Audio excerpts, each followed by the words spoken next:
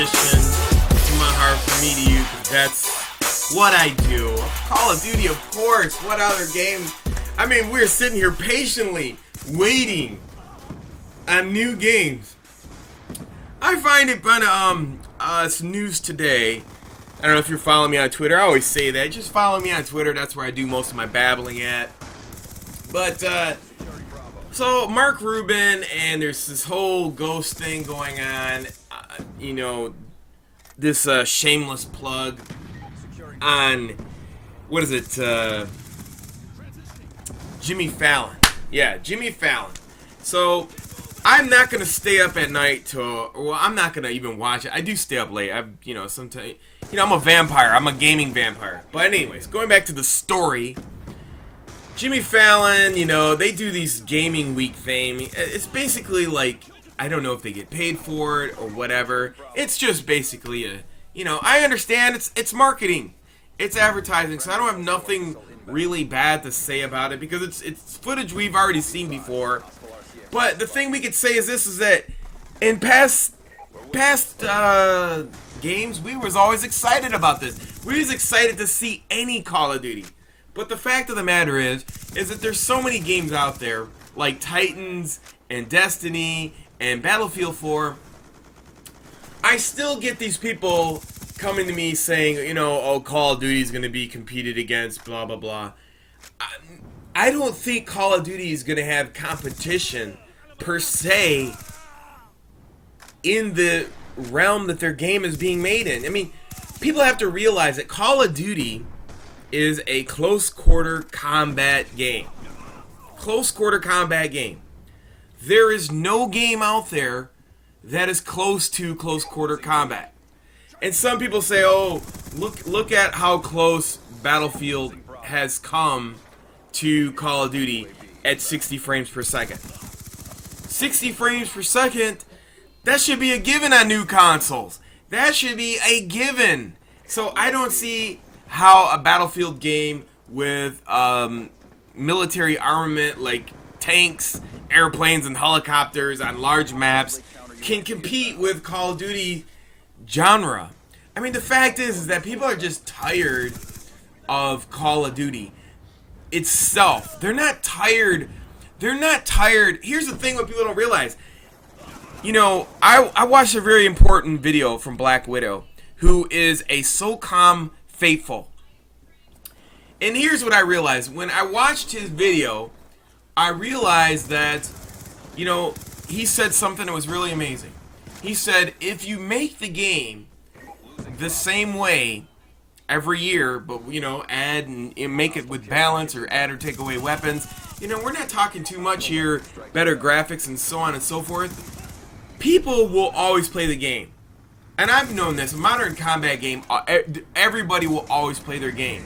I mean, there's people who like modern combat in small quarters, and there's people who like modern combat with vehicles. There's the vehicle modern combat game, and then there's the non-vehicle combat game.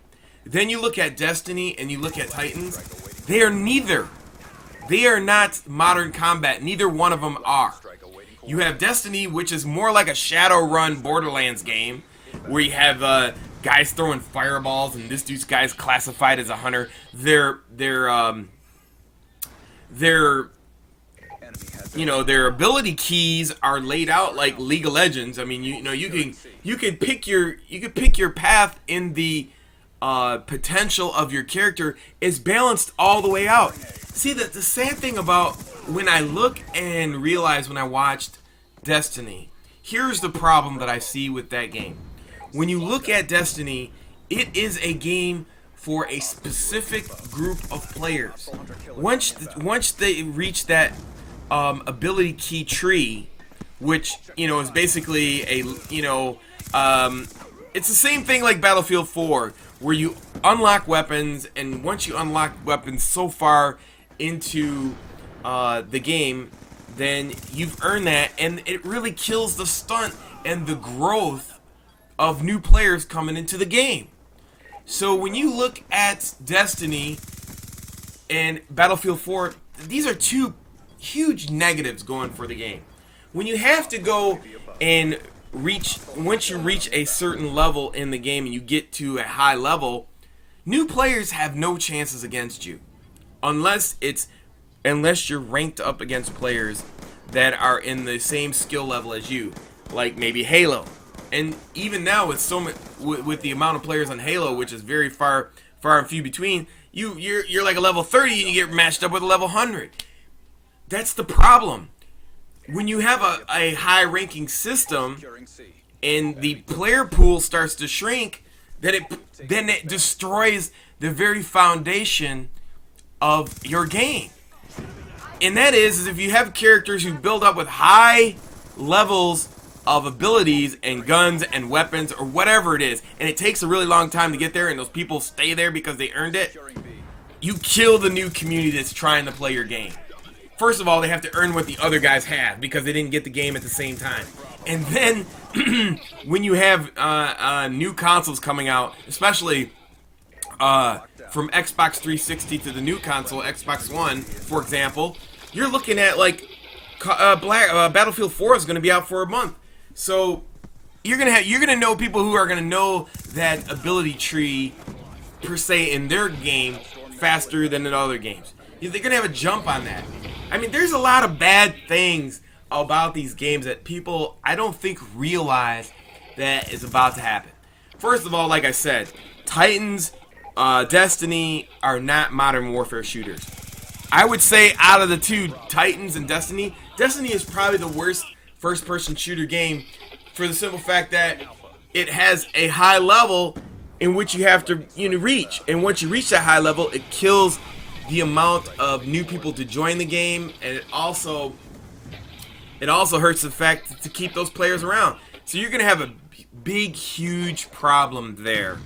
And that's what you're looking at. I mean, I don't think the retention is going to be there for Destiny. I think it's going to be a small group of people, and once they hit a certain level, and if this game is not, if you're not able to pick up on the game, then that's it.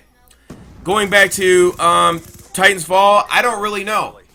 I don't really know what's going to happen in Titans Fall. So the point being is, we're yet to see. They really haven't talked about their multiplayer and how the ranges are. The two classifications between the pilot and the mech, I mean, it might be a turn-on for the community. It's definitely not a Modern Warfare shooter. So you can look at it in that respect. Another thing I want to say to this also is, when you look at Call of Duty, you are going to be able to play it on the Xbox 360 before the Xbox One. So not only are you're going to have to pay double for every game if you post videos on YouTube. If you're not, then you're just going to be, other people are going to be watching other channels. That's just the way it is. So the point is, you're going to have to spend a lot more money if you're in this social stratosphere of doing business in gaming, and it's going to cost a lot of money to game this year. And so you have to decide, what are you going to do? I mean, what are people going to watch? That's even a more important question. I mean, you're gonna watch, like, are you gonna watch old 360 gameplay, or are you gonna watch new Xbox One gameplay, or PS4, PS3? What are you gonna do? I mean, there's a lot of questions out there. And when I see Mark Rubin on Jimmy Fallon, and he's talking about a new arc, I've already covered this. What a new arc means is basically every character, every game in a series. It's the same thing as like characters in a movie. They have a beginning, they tell a story, they have an arc in the story. Call of Duty Ghost has an arc, per se, what Mark Rubin has said in the Jimmy Fallon preview. You can search it on YouTube, Jimmy Fallon, Mark Rubin. And he uses the word arc. And I don't see how you can give Call of Duty Ghost an arc. Because an arc is a definition of something different. Every character has an arc. Not every game in Call of Duty has an arc. It's an arc of terribleness. Like the arc joke is on Mark Rubin in the Infinity Ward Call of Duty developer community or development team. The arc is that they never fixed any of the things that are in the previous games, and they bring us a new storyline with more bad shit. That's the fucking arc in Call of Duty that Mark Rubin is talking about. Not that this fucking Ghost is a new arc. It's not a new fucking arc. It's the same game, same storyline from Call of Duty 4.